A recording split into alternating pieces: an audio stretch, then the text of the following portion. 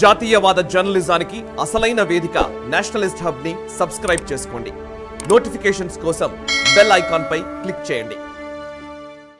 నమస్తే, welcome to Nationalist hub. దేశంలో తొలి సాధారణ ఎన్నికలు మొదలు 2019 వరకు 17 సార్లు లోక్సభ ఎన్నికలు జరిగాయి.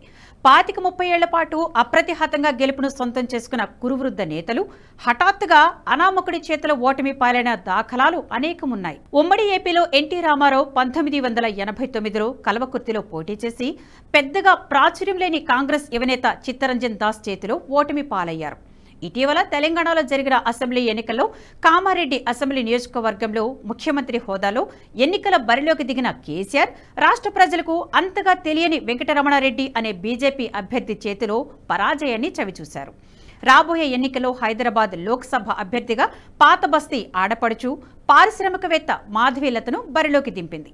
ఓవైసీకి ఓటమి రుచి చూపించాలని పట్టుదలతో ఉన్న బీజేపీ అధిష్టానం విరించి హాస్పిటల్ చైర్మన్ మాధవీలతను తన అస్త్రంగా సంధిస్తోంది. అన్ని లెక్కలు వేసుకున్న తర్వాతే మాధవీలత అభ్యర్థిత్వాన్ని ఖరారు చేసినట్లు సమాచారం. ఓవైసీ కుటుంబం క్రమంగా ఓటమి వైపు ప్రయాణం ఆరంభించింది. ఈ సత్యాన్ని మజ్లిస్ పార్టీకి ఇటీవల జరిగిన అసెంబ్లీ ఎన్నికలు స్పష్టంగానే చెప్పాయి. భాగ్యనగర పరిధిలోని 7 అసెంబ్లీ స్థానాల్లో మజ్లిస్ పార్టీకి సుమారు 1,00,000 ఓట్లు తగ్గాయి. యాకుత్పుర స్థానంలో కేవలం 878 ఓట్ల మెజారిటీతో గడ్డం గట్టెక్కాడు మజ్లిస్ అభ్యర్థి. నాంపల్లి నియోజకవర్గంలో 2,000 పైచిలుకు ఓట్లతో బయటపడ్డాడు. యాకుత్పుర స్థానంలో 2018 అసెంబ్లీ ఎన్నికల్లో 46,000 మెజారిటీ సాధించిన మజ్లిస్ పార్టీ 2023లో 1,000 లోపు ఓట్లకు దిగజారింది. చార్మినార్, కార్వాన్ సెగ్మెంట్లలో బీజేపీ 2వ స్థానంలో నిలిచింది. మజ్లిస్ పార్టీకి చిరకాల ప్రత్యర్థి ఎంబీటీ క్రమంగా పుంజుకుంటుంది. పాత బస్తీ ఓటర్లు మౌనంగా మజ్లిస్ పార్టీకి మరణశాసనం రాస్తున్నారు. ఓవైసీని బీజేపీ ఎందుకు టార్గెట్ చేసింది? అసదుద్దీన్ ఓవైసీ దేశంలోని ముస్లిం ప్రజలందరికీ ప్రతినిధి కాదు. ముస్లింల భవిష్యత్తును తీర్చిదిద్దాలనే తపన గల నేత అసలే కాదు. బలమైన రాజకీయ పునాదులపై ఆధారపడి రాజనీతి చేస్తుందే లేదు. మత భావనల ముసుగు తొడిగి ఓట్లను దండుకోవడం, చరిత్రకు వక్ర భాష్యాలు చెప్పి చప్పట్లు కొట్టించుకోవడం, భారీ దండయాత్రకు నేతృత్వం వహిస్తున్న సేనానిగా ఢంకా బజాయించుకుంటూ ఊరేగడమే ఓవైసీ నిజస్వరూపం. దేశంలోని నిరుపేద ముస్లింల ఆకలి, నిరుద్యోగాలను ఆసరా చేసుకుని భయపెట్టే బూచీలు చూపి తనకు తాను సాహసిగా స్వకుచ మర్దనం చేసుకోవడమే తప్ప ఓవైసీ చేస్తున్నది సుతరాము రాజకీయం కాదు. కాబట్టి అసదుద్దీన్ ఓవైసీని చట్టసభలోకి రానివ్వకూడదు. ఇది మోదీ, అమిత్ షాల పంతం. మజ్లిస్ పార్టీ మనుగడ సాగించడానికి కారణమైన చార్మినార్ అసెంబ్లీ స్థానంలో 5 దశాబ్దాలుగా ఏకఛత్రాధిపత్యం అనుభవిస్తున్న చోట ప్రత్యర్థి బలపడడాన్ని మజ్లిస్ పార్టీ భరించలేకపోయింది. 1967 నుంచి 2023 వరకు తాను తప్ప మరొకరికి అవకాశం ఇవ్వని స్థితి నుంచి గెలుపు కోసం నానా తంటాలు పడాల్సి రావడాన్ని ఓవైసీ సోదరులు జీర్ణం చేసుకోలేకపోయారు. చార్మినార్ సెగ్మెంట్లో 2014, 18, 2023 ఎన్నికల్లో వరుసగా ఓట్ల శాతం తగ్గడం, మెజారిటీ తగ్గడంతో పాటు భారతీయ జనతా పార్టీ స్థిరమైన ప్రాబల్యాన్ని ప్రదర్శిస్తూ వస్తోంది. పద్ధతి ప్రకారం మందరస్థాయి వ్యూహాలతో ఓట్ల శాతాన్ని పెంచుకుంటుంది. అంతేకాదు, కార్వాన్లో కమలం పార్టీ ప్రధాన ప్రత్యర్థిగా మారి తరుముకొస్తోంది. మరోవైపు యాకుత్పురలో స్వపక్షంలోని వైరి ఎంబీటీ ఓడించినంత పని చేసింది. హైదరాబాద్ లోక్సభ నియోజకవర్గంలోని 7 అసెంబ్లీ సెగ్మెంట్లలో కార్వాన్, చార్మినార్ సెగ్మెంట్లలో బీజేపీ 2వ స్థానానికి ఎదిగింది. యాకుత్పురలో ఎంబీటీ బలపడింది. గోషామహల్లో ప్రత్యర్థి రాజాసింగ్ 15 ఏళ్లుగా పాతుకుపోయాడు. చంద్రయాణగుట్ట, బహదూర్పుర సెగ్మెంట్లలో మాత్రమే గెలుపు నల్లేరు మీద నడకలా సాగింది. నాంపల్లి హైదరాబాద్ లోక్సభ పరిధిలో లేకపోవడంతో మజ్లిస్ పార్టీ ఊపిరి పీల్చుకుంది. 7 స్థానాల్లో కలిపి సుమారు 1,00,000 ఓట్లు తగ్గడంతో కొత్త ఎత్తుగడలకు తెరలేపింది. ఈ మొత్తం పరిస్థితిని సమీక్షించిన మజ్లిస్ పార్టీ అధికార కాంగ్రెస్ పార్టీతో జట్టు కడితే తప్ప హైదరాబాద్ లోక్సభ స్థానాన్ని కైవసం చేసుకోలేమనే నిర్ధారణకు వచ్చింది. కాంగ్రెస్తో దోస్తీ చేస్తే హైదరాబాద్ ఎంపీ స్థానంలో గెలవొచ్చా?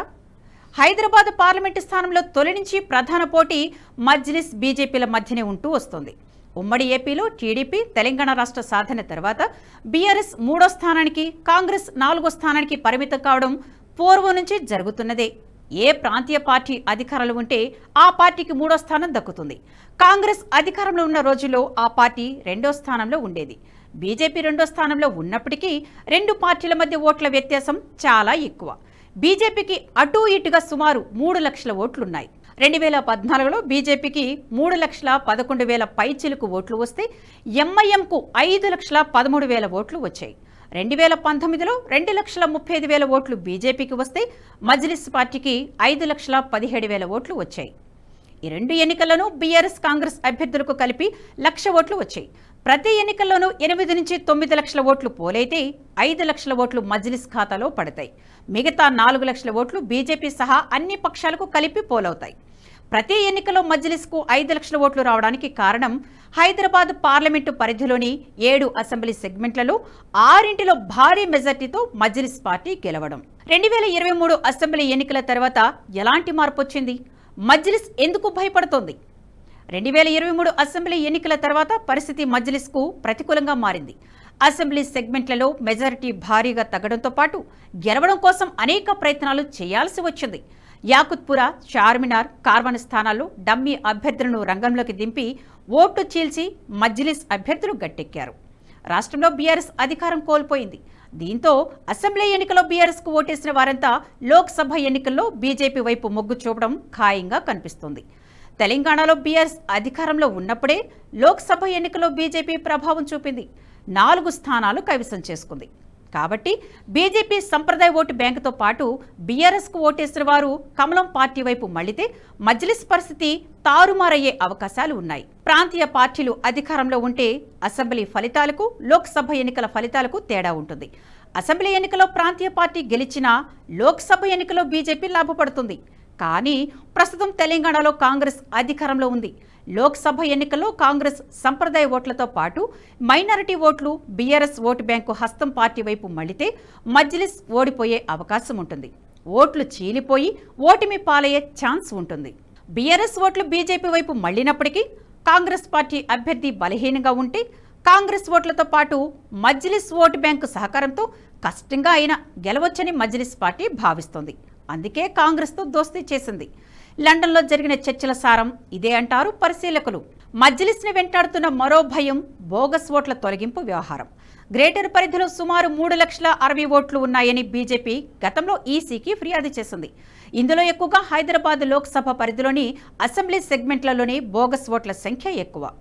యాకుత్పుర సెగ్మెంట్లో 79,321, చాంద్రయాన్గుట్టలో 79,546 ఓట్లు, చార్మినార్లో 42,188, మలక్పేట్లో 48,543, బహదూర్పురలో 56,416 ఓట్లు బోగస్గా పేర్కొంటూ ఆధారాలతో సహా ఎన్నికల కమిషన్కు ఫిర్యాదు చేసింది.